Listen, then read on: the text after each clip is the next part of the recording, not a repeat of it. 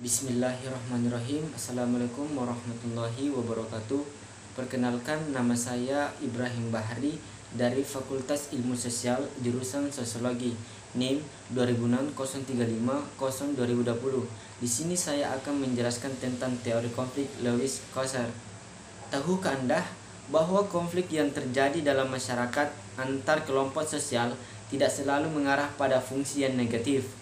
Konflik juga tepat bersifat positif bagi tatanan suatu masyarakat atau kelompok sosial. Nah, berikut konflik menurut Lewis-Coser yang menyebutkan konflik memiliki fungsi yang positif.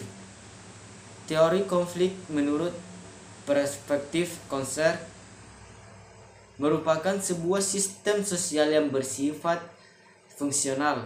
Menurut Coser, konflik yang terjadi dalam masyarakat tidak semata-mata menunjukkan fungsi negatif, tetapi konflik dapat pula menimbulkan dampak yang positif bagi berlangsungnya tatanan masyarakat.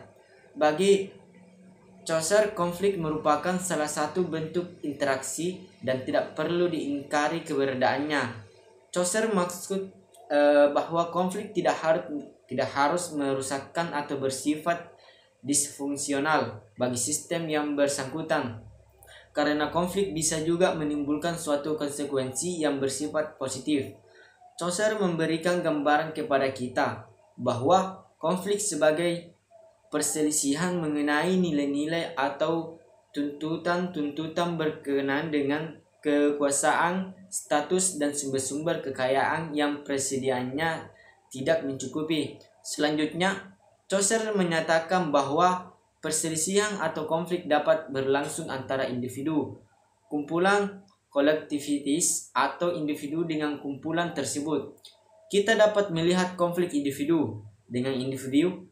Masih ingat ketika kita sekolah di bangku SMA, SMK, MA, secara tidak sadar kita sudah mencapai konflik yang positif, yaitu dalam tingkatan kompetisi dalam ajang perlombaan bersaing untuk menjadi juara kelas, dan pengalaman konflik positif yang sudah kita lalui. Pada konflik yang bersifat negatif, bisa kita lihat pada hasil akhir dari kompetisi yang mana hasil tidak sesuai dengan harapan. Seperti misalnya tawuran antara pendukung, supporter bola, debat kursi yang tidak memberikan pembelajaran kepada kita, serta contoh konflik negatif yang dapat merugikan banyak masyarakat. Oleh karena itu, sudah semestinya kita menghindari konflik yang bersifat negatif tersebut. Konflik itu merupakan unsur interaksi penting dan sama sekali tidak boleh dikatakan konflik selalu tidak baik atau memecahkan belah dan merusak. Konflik dapat berkontribusi banyak kepada kelestarian kelompok dan mempererat hubungan antara anggotanya, seperti menghadapi musuh bersama dapat mengintegrasikan orang, menghasilkan solidaritas dan keterlibatan, serta membuat orang lupa akan mempersiang interaksi kepada mereka.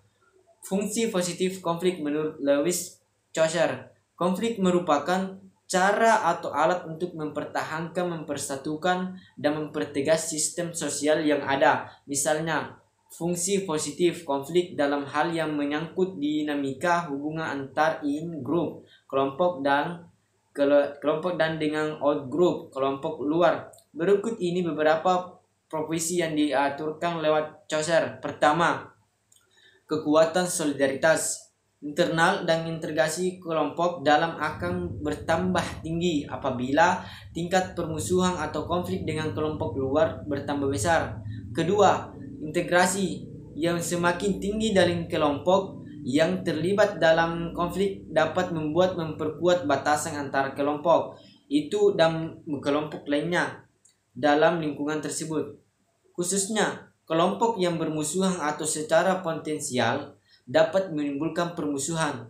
Jadi yang ketiga, di dalam kelompok itu ada kemungkinan berkurangnya toleransi akan perpecahan atau pengotakan dan semakin tingginya tekanan pada konsensus dan konfirmasi. Itulah dapat saya sampaikan. Kurang dan lebihnya mohon dimaafkan. Saya akhiri dengan ucapan wassalamualaikum warahmatullahi wabarakatuh.